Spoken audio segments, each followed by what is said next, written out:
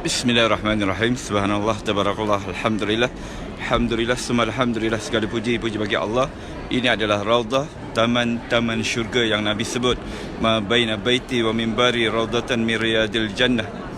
Di antara rumahku, rumah Nabi rumah baginda Nabi sallallahu alaihi wasallam dan juga mimbarnya di sana, ya, adalah merupakan taman-taman syurga.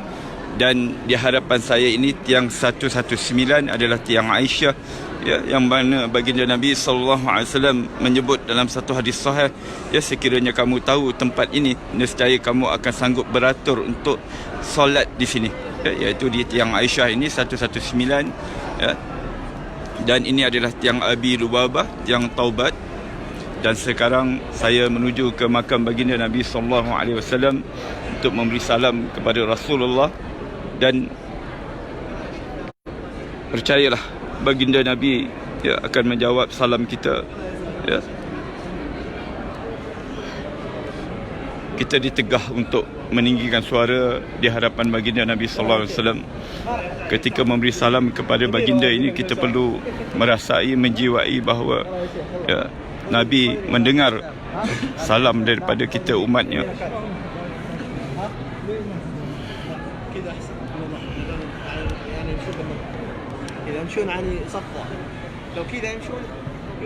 Inilah makam baginda Nabi sallallahu alaihi wasallam, manusia yang diangkatkan darajat begitu tinggi di sisi Allah, merupakan kekasih Allah. Assalamu alayka ya Rasulullah. Assalamu alayka ya Habib Allah. Assalamu alayka ya Nabi Allah. Assalamu alayka ya Rasulullah. Assalamu alayka ya Habib Allah. Assalamu alayka ya Nabi Allah.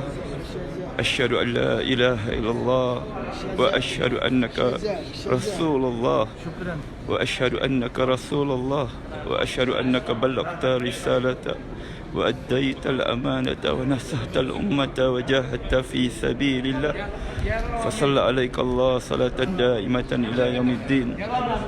Allahumma atil fadilah wa darajatan rafi'ah wa ba'athu maqamah mahmudan alladhi wa'adta innaka la tukhliful mi'ad. Assalamu alayka ya Aba Bakrin. Assalamu alayka ya sahiba Rasulillah fil ghar. Assalamu alayka ya Umar. Assalamu alayka ya Faruq. Assalamu alayka ya ashabi Rasulillah ajmain. Alhamdulillah, selesai daripada menziarahi baginda Nabi sallallahu alaihi wasallam dan sahabatnya Abu Bakar dan Umar Khattab. Dan ini adalah Babul Baqi', yang mana, tuan-tuan, ya, ini adalah rumah Aisyah. Dan di sebelah rumah Aisyah ini, yang mana di belakang rumah Aisyah adalah rumah Fatimah, ya. Dan di sini dulu adanya rumah-rumah ataupun bilik-bilik yang dikenali sebagai hujurat, iaitu rumah-rumah isteri-isteri baginda Nabi sallallahu alaihi wasallam. Dan di depan sana adalah perkuburan Baqi', yang mana di dalam perkuburan Baqi' itu terdapatnya makam-makam isteri-isteri Rasulullah sallallahu alaihi wasallam, anak cucu baginda Nabi, ya, sahabat-sahabat Nabi sallallahu alaihi wasallam, ada hampir lebih kurang 10,000 orang. Dan juga khalifah yang ketiga, iaitu Sayyidina Uthman, juga berada di dalam Baqi'. Ketika baginda Nabi sallallahu alaihi wasallam, Nabi hidup dulu, ya, bila Nabi berkelapangan, sebelah malamnya Nabi akan pergi ke Baqi'.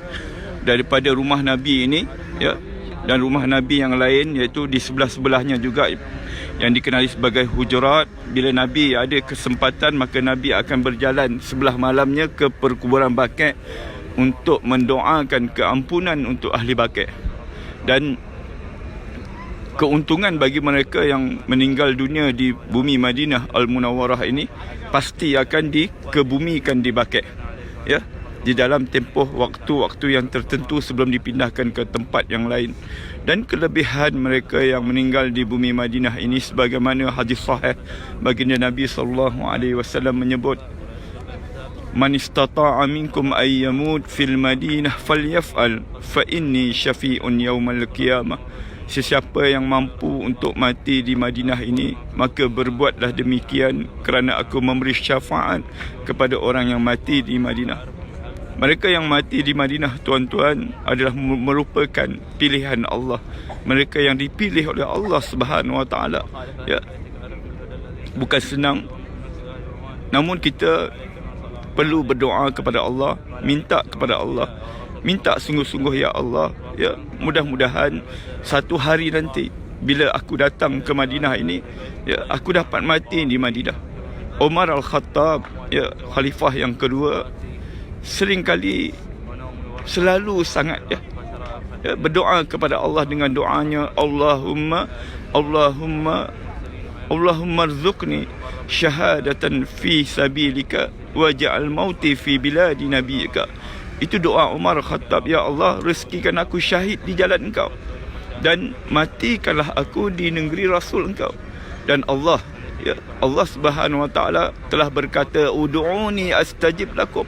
Berdoalah sungguh-sungguh, minta sungguh-sungguh, maka akan kukabulkan doamu. Maka doa Umar ini diistijabkan oleh Allah Subhanahu Wa Taala. Maka Umar mati di Madinah. Ya, mati di Madinah. Untuk Umar kita rasa tak pelik, ya, kerana Umar memang tinggal di Madinah. Tapi yang kita rasa takjubnya, Umar mati syahid. Umar mati syahid dalam keadaan Madinah ini aman. Malah Islam telah berkembang sampai ke Eropah. Namun kerana keberkatan doa Umar itu, Allah pilih dia, ya, Allah pilih dia untuk syahid di jalan Allah Subhanahu Wa Taala. Mudah-mudahan kita semua dipilih oleh Allah Subhanahu Wa Taala mati di dalam keadaan husnul khatimah, mati dalam keadaan baik, dan dijauhkan, diselamatkan daripada mati dalam keadaan su'ul khatimah, mati dalam keadaan buruk. Kerana kejayaan manusia adalah matinya dalam keadaan husnul khatimah. Kita hidup di dunia ini walaupun kita ni hebat, mempunyai pangkat yang besar, mempunyai kekayaan, malah kalau kita ni pun orang ibadatnya hebat, tapi kalau ditakdirkan kita ni mati dalam keadaan su'ul khatimah, kalau kita mati dalam keadaan su'ul khatimah, maka binatang anjing itu lebih mulia daripada kita, tuan-tuan. Na'udzubillah min zalik. Seorang ulama pernah menyatakan ketika dia berjumpa dengan anjing, ya, dia berkata, belum tentu aku lebih mulia daripada engkau, anjing. Ya, sekiranya kalau aku mati dalam keadaan su'ul khatimah, aku lebih hina daripada engkau. Begitulah kita manusia ini, tuan-tuan. Kalau kita dicabut nyawa dalam keadaan buruk, dalam keadaan kita su'ul khatimah, dalam keadaan kita berdosa kepada Allah, dalam keadaan kita tidak sempat untuk bertaubat kepada Allah, maka kita menjadi sehina-hina manusia. Oleh itu minta kepada Allah selalu di dalam sujud kita, di dalam solat kita. Setiap hari kita solat 5 kali satu hari sekurang-kurangnya. Setiap kali kita solat, kita sujud, minta Allah 3 perkara. Allahumma inni as'aluka husnul khatimah. Ya Allah, matikanlah aku dalam keadaan husnul khatimah. Allahumma rzuqni taubatan nasuha qabla al-maut. Ya Allah, rezekikan aku taubat nasuha sebelum datangnya kematian. Allahumma ya muqallibal qulub sabbit qulubi ala iman wa ala ta'atika. Wahai Allah yang memegang hati, ya, tetapkanlah hatiku dalam iman dan taqwa. Setiap kali kita solat, submit doa ini, minta dengan Allah. Kerana Allah Subhanahu Wa Taala berkata dalam satu hadis sahih, Allah itu sifatnya malu, ya. Allah kata, aku malu pada hamba-Ku bila hamba-Ku berdoa kepadaku dan aku tidak istijabkan doanya. Oleh itu, tuan-tuan, ya, marilah selalu kita berdoa kepada Allah, minta apa saja kepada Allah, bergantung harap hanya kepada Allah Subhanahu Wa Taala. Sekarang suasana di Madinah ini, lepas daripada solat Isyak, keadaan cuaca memang tengah sejuk, mungkin dalam keadaan 13-14 darjah Celsius. Namun alhamdulillah, rasa sangat-sangat tenang di bumi Madinah ini, yang mana ketenangannya memang kita tak dapat rasa di tempat-tempat yang lain. InsyaAllah, ya, yang mana belum pernah sampai di bumi Madinah Al-Munawwarah, submitlah doa, minta dengan Allah, ya, minta dengan Allah. Kalau kita ini tak ada duit, tak ada kemampuan daripada sudut keuangan, minta kepada Allah hadiah, minta hadiah daripada Allah, ya. Allah itu maha kaya, tuan-tuan. Kita ini yang miskin meminta. Oleh itu minta hadiah dengan Allah. Kalau kita tidak ada kemampuan daripada duit, daripada keuangan kita tak cukup, rasa-rasanya memang tak cukup, ya, maka minta Allah hadiah, ya. Minta Allah hadiah. Tidak ada mustahil di sisi Allah Subhanahu Wa Taala. Saya dah buktikan, ya. Saya dah buktikan pernah ajar orang dan telah termakbul doanya dengan hanya minta hadiah daripada Allah. InsyaAllah saya akan kongsikan kisah seorang lelaki pakcik ini yang telah dihadiahkan oleh Allah, ya, datang ke bumi Mekah, ya. Sedangkan pakcik ini tak bekerja pun. Jadi insyaAllah kita kongsikan di lain masa, di lain waktu.